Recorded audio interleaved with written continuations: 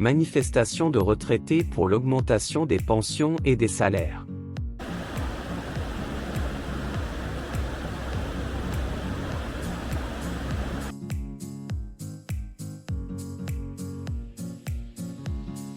La misère de cette société-là, on n'en veut pas.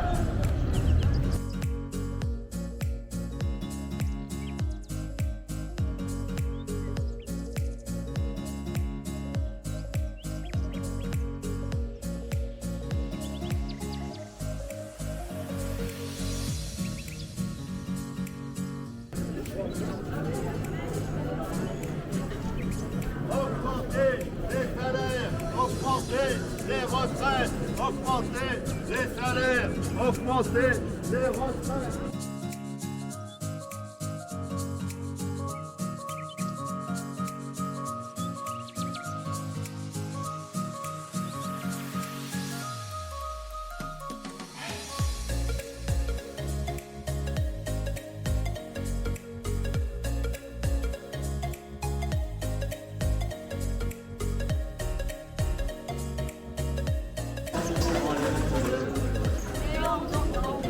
La révolte qui gronde, c'est nous l'État.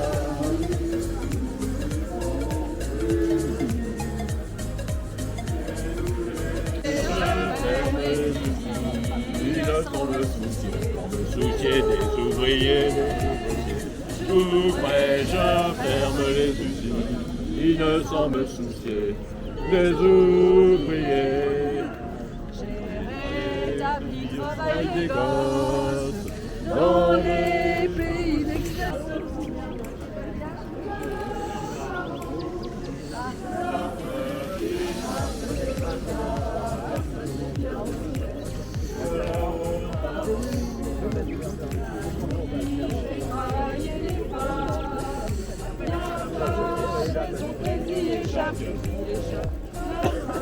Elles sont près de leur chanson, c'est plus social et plus rentable. Comme ça, elles sont près de l'amour, c'est plus social et plus rentable.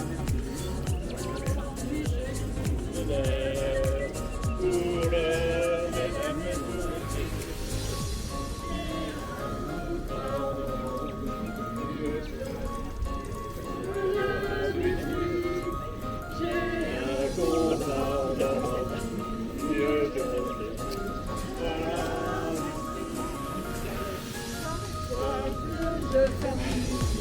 Il y a des millions qui tombent pour moi. Chaque fois que je ferme une usine, il y a des millions qui tombent pour moi.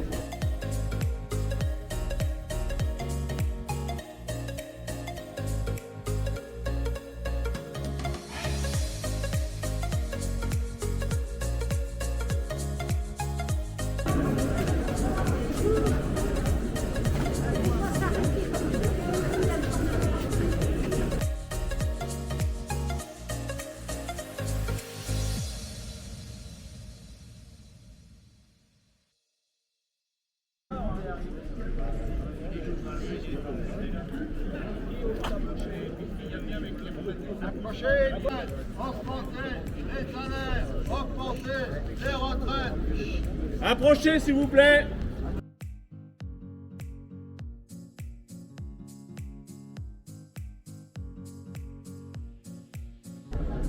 Dans la période éprouvante que nous vivons, merci de vous être déplacés pour venir plaider la cause juste des retraités, les retraités ES, actuels et à venir, qu'ils soient de la fonction publique ou du privé.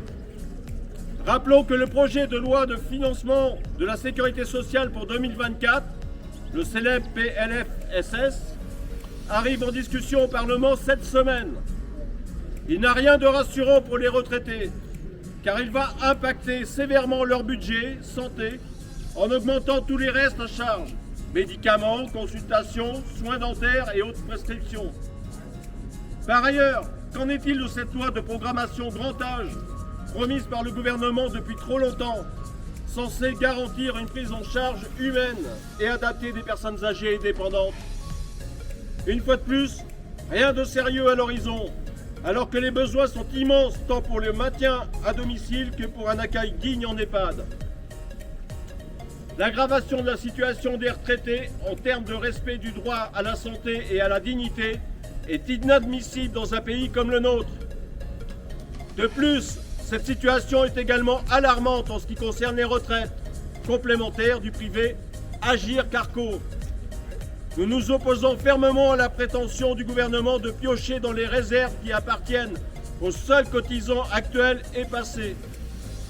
Le projet d'accord actuellement discuté est loin de répondre aux besoins des retraités actuels, avec une revalorisation au 1er novembre de seulement 4,9%, soit une sous-indexation de 0,4% sur l'indice officiel des prix, pourtant loin de représenter la réalité pour les ménages populaires. Plus grave encore est l'augmentation de 7,7% du prix d'achat du point, qui amènera pour les salariés à obtenir moins de points pour un montant donné de salaire et de cotisation. Cette augmentation aboutira à terme à une baisse des futures retraites. Nous allons maintenant vous lire la lettre des 9 organisations de retraités à la Première ministre.